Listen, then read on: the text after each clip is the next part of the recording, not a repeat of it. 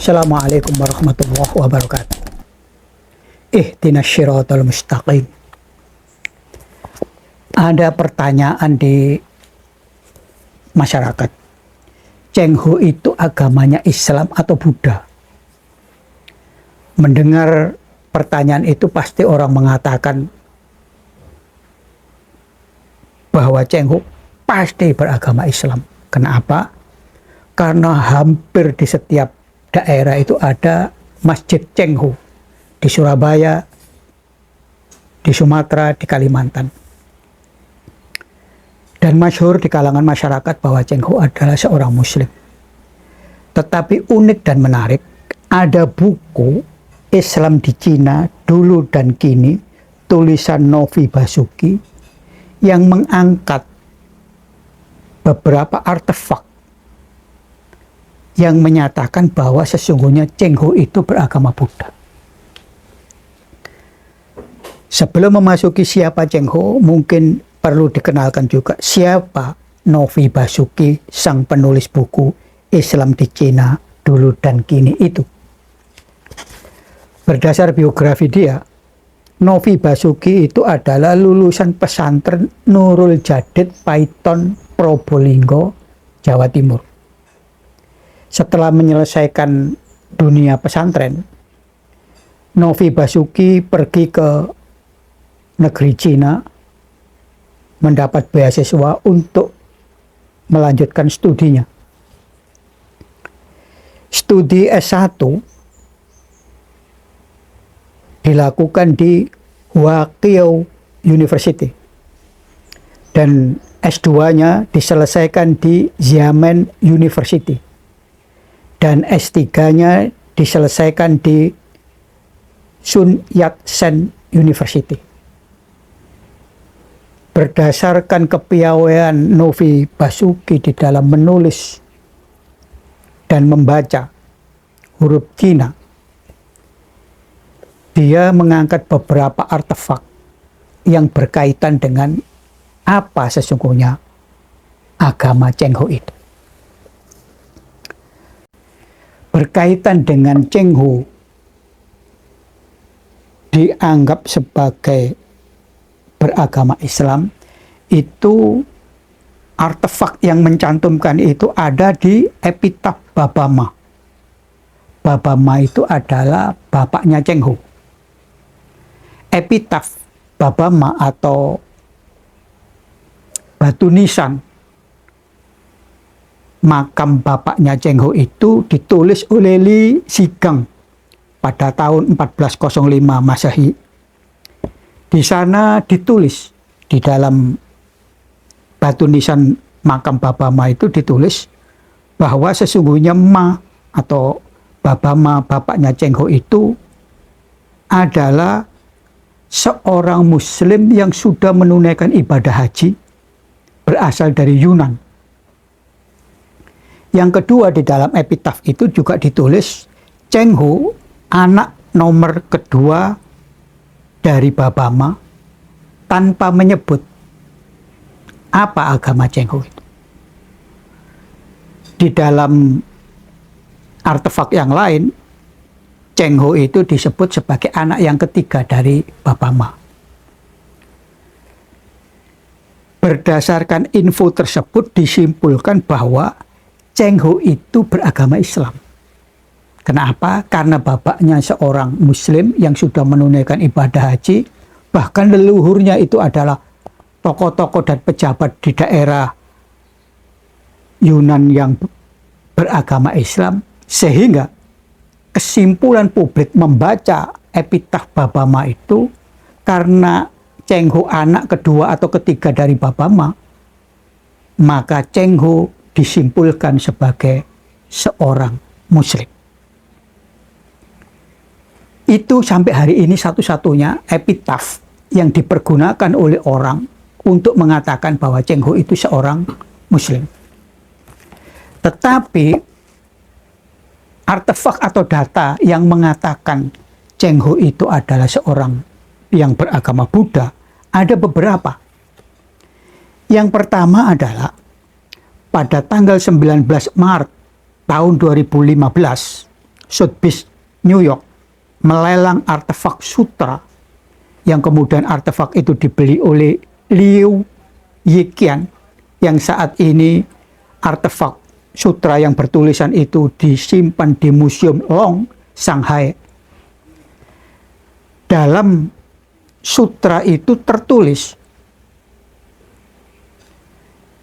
tahun 1414 Masehi, Cheng Ho berikrar akan menulis Jin Gang Jing, Guang Yin Jing, Mi Tua Jing, Mali Sitiang Jing, Xin Jing, Leng Yan Jing, Dai Bai Zhu, Zun Sheng Zhu, Bai Si Zhen Zhu. Dan unik menariknya, di dalam sutra yang bertulis bahwa Cheng Ho berjanji akan menulis beberapa hal tadi, mengawali pernyataannya dengan sebutan nama dharma dia, maksudnya nama dharma Cheng Ho itu adalah Fu Ji Xiang. Itu yang pertama, artefak yang tertulis di dalam sutra yang dilelang di Sotheby's pada tahun 2015. Yang kedua, pernyataan Cheng Ho tersebut seakan-akan dan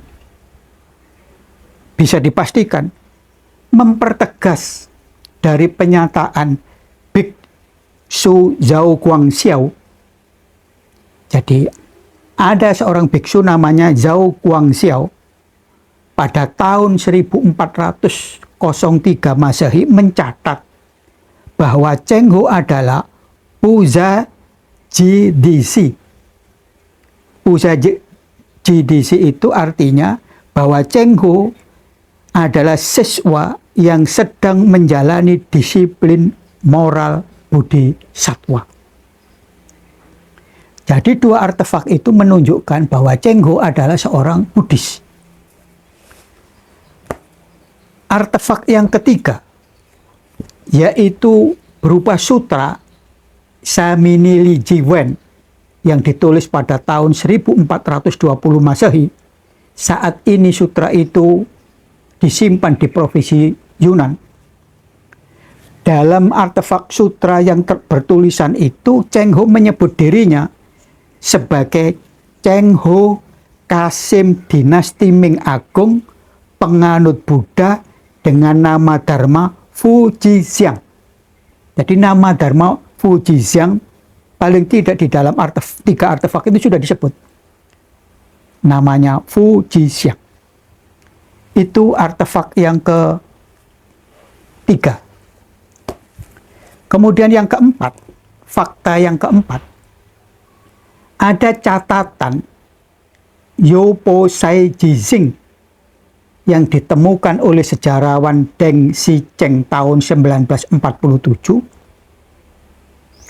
Kemudian ada artefak sutra Miao Fa Lian Hua Jing ditemukan di Vihara Baoben Pinghu Zhejiang pada saat pemugaran vihara itu yang dipugar pada tanggal 11 bulan 9 tahun 2002. Baik dalam catatan Zhou Pao Shui Ji Jing ataupun artefak Miao Fa Lian Hua Jing, jelas tertulis di sana bahwa Cheng Ho menyatakan Kasim dinasti Ming Agung beragama Buddha dengan nama dharma Fu Ji Xiang.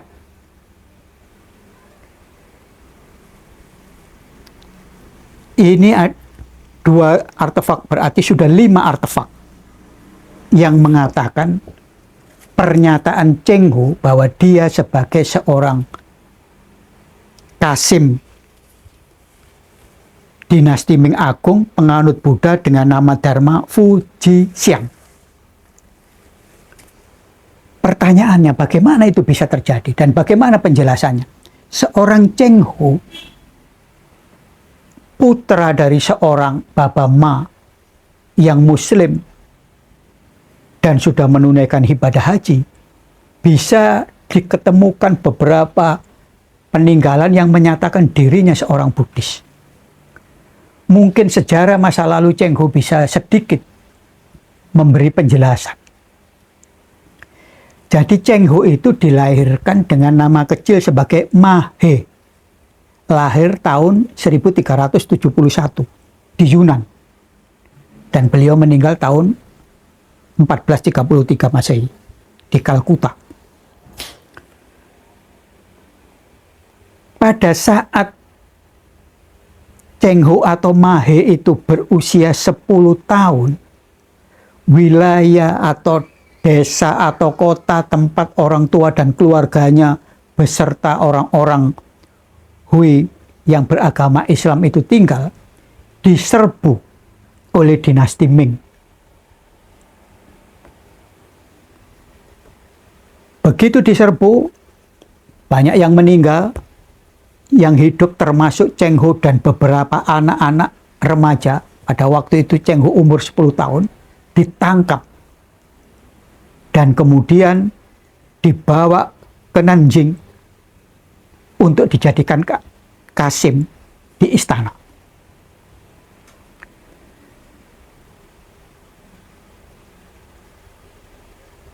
Ketika Cheng Ho yang berusia 10 tahun kemudian dikebiri dan dijadikan kasim di istana dinasti Ming, dia diperbantukan kepada Kaisar Zhu Di, putra dari kaisar pertama dinasti Ming, yang kemudian nanti Zhu Di itu menjadi kaisar yang ketiga, namanya Yongle.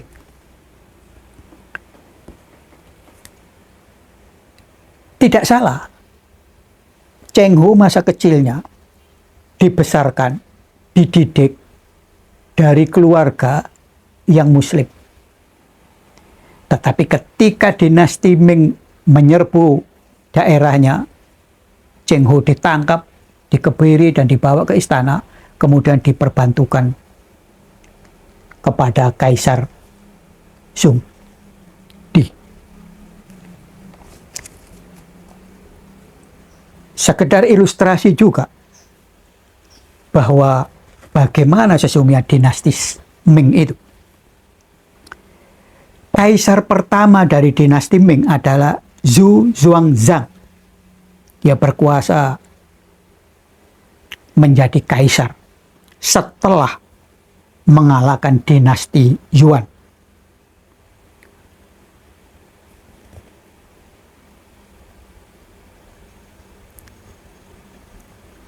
Saat Kaisar Zhu Xuanzang berkuasa menjadi kaisar pertama dinasti Ming, dia mempunyai sebuah program yang sangat rasialis, yaitu apa? Usir kaum barbar dari utara. Kembalikan kejayaan Tionghoa.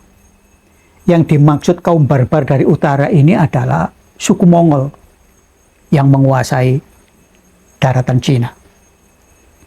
Dengan dia mempunyai program usir kaum barbar dari utara dan kembalikan kejayaan Tionghoa, ada program yang menarik di dalam keseharian, yaitu melarang menggunakan bahasa asing, melarang menggunakan busana asing, melarang nama asing. Artinya apa? Artinya kaum muslimin yang mempunyai bahasa, busana, kemudian nama yang dianggap asing oleh Zhu Xuanzang itu dilarang. Ini adalah sebuah kebijakan yang kontroversi dari Zhu Xuanzang ketika menjadi kaisar pertama dinasti Ming. Mengapa?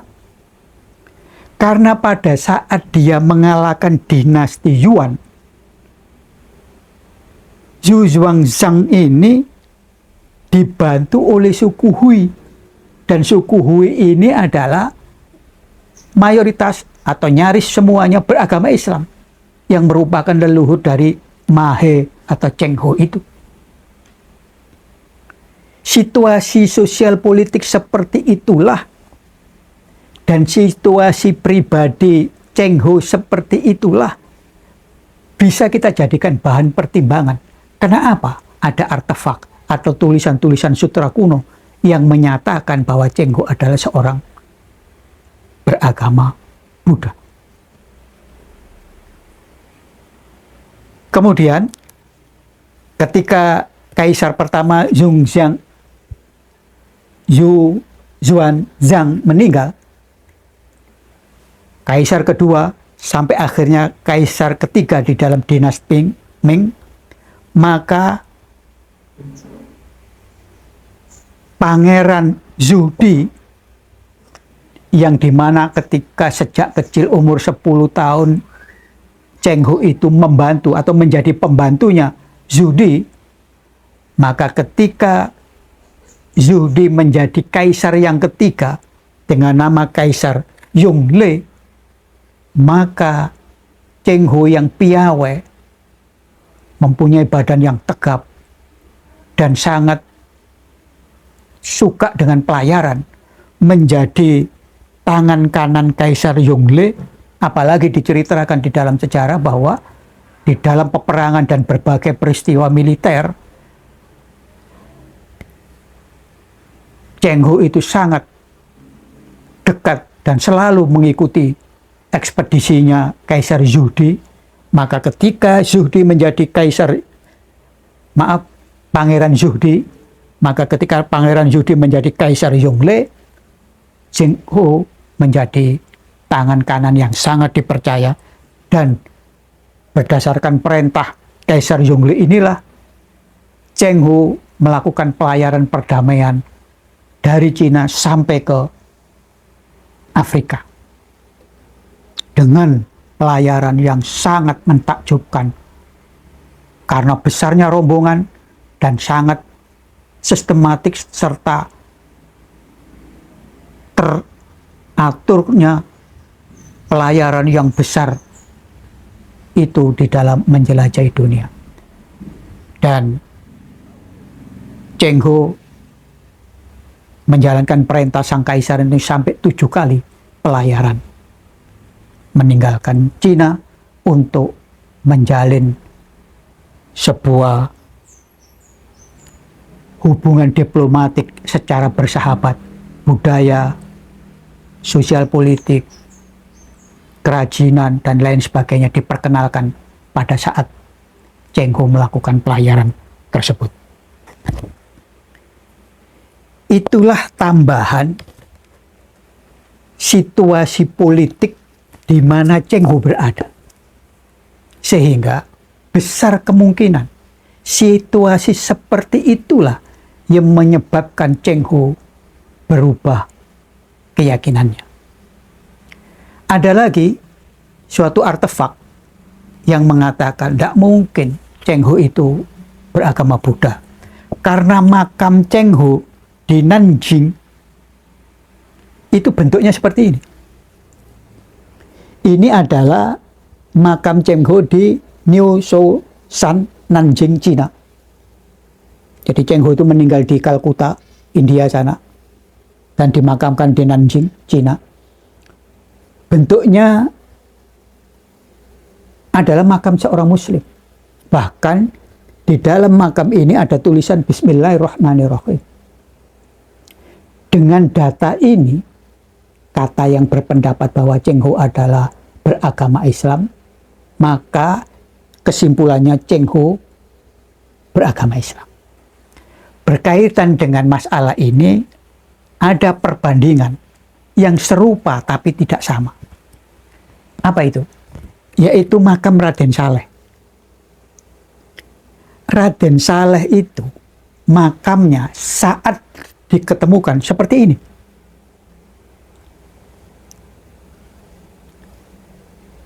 Persis makam Belanda. Dan bukan makam seorang muslim. Kalau melihat penampakannya seperti ini. Tetapi ketika makam ini dibongkar pada tahun 1953 oleh Bung Karno, makam yang tadinya bentuk seperti makam Belanda dan tidak lazim bagi makam seorang muslim itu diubah menjadi seperti ini. Dan semua kita tahu bentuk seperti ini adalah bentuk makam seorang muslim. Kalau yang seperti ini itu asosiasi kita begitu melihat makam seperti ini makam Belanda, agamanya bukan Islam. Tapi kalau seperti ini makamnya orang Islam. Apa hubungannya dengan makamnya Cheng Ho tadi? Bentuk makam seseorang adalah ekspresi persepsi manusia yang memakamkan itu sendiri. Ketika orang itu mempersepsikan bahwa yang bersangkutan beragama Islam, maka bentuk makamnya yang lazim sebagai seorang agama Islam. Begitu pula kalau seseorang yang ada di sekitarnya itu mempersepsikan bahwa yang meninggal itu bukan beragama Islam, maka bentuk makamnya pun tidak seperti makamnya seorang Muslim. Artinya, bentuk makam adalah persepsi dari manusia sekitar terhadap orang yang dimakamkan. Tetapi di dalam hal ini, dua contoh yang serupa tapi tidak sama ini menunjukkan perbedaan. Apa itu? Jika makam Cheng Ho hari ini berbentuk dengan persepsi makamnya seorang Muslim, tetapi paling tidak ada 5 artefak yang menunjukkan, bahkan Cheng Ho menyatakan dirinya sebagai seorang Buddhis atau beragama Buddha dengan nama Dharma Fuji Xiang. Berbeda dengan Raden Saleh. Kendati pun seandainya hari ini makam Raden Saleh tidak diubah oleh Bung Karno seperti ini, tetap seperti ini, kita masih bisa mengatakan bahwa Raden Saleh seorang Muslim. Mengapa? Karena di dalam berbagai buku-buku Raden Saleh itu menunjukkan bahwa Raden Saleh adalah seorang Muslim. Jadi artinya berbeda dengan Cheng Ho, makamnya secara fisikal seperti makamnya orang Muslim, tetapi Cheng Ho menyatakan di dalam artefak-artefaknya dia seorang Buddha. Berbeda dengan Raden Saleh yang makamnya saat diketemukan seperti makam orang Belanda yang tentunya bukan beragama Islam dan kemudian diubah oleh Bung Karno tahun 1953 seperti layaknya makamnya seorang Muslim. Tetapi di dalam pernyataan-pernyataan dan tulisan Raden Saleh, dia menyatakan dirinya sebagai seorang Muslim. Sekedar perenungan untuk menjadi bahan diskusi dan menjadi bahan objek penelitian bagi yang berminat, terutama bagi para sejarawan. Semua artefak yang berkaitan dengan posisi keagamaan Cheng Ho ditulis dengan rinci oleh Novi Basuki di dalam bukunya Islam di Cina Dulu dan Kini. Ada sebagai pembanding 2 buku di sini. Satu buku berjudul Cheng Ho, Penyebar Islam dari Cina ke Nusantara, tulisan Tan Ta Sen. Dan yang kedua adalah Muslim Tionghoa Cheng Ho, ditulis oleh Profesor Kong Yunan Zi. Tetapi sayangnya kedua buku ini tidak sejelas Novi Basuki di dalam mencantumkan data dan fakta serta artefak-artefak. Di sini hanya banyak asumsi yang dipergunakan ketika mengatakan bahwa Cheng Ho adalah seorang Muslim. Tetapi di dalam bukunya Novi Basuki dicantumkan dengan jelas artefak-artefak yang mengatakan apa sesungguhnya keagamaan Cheng Ho itu.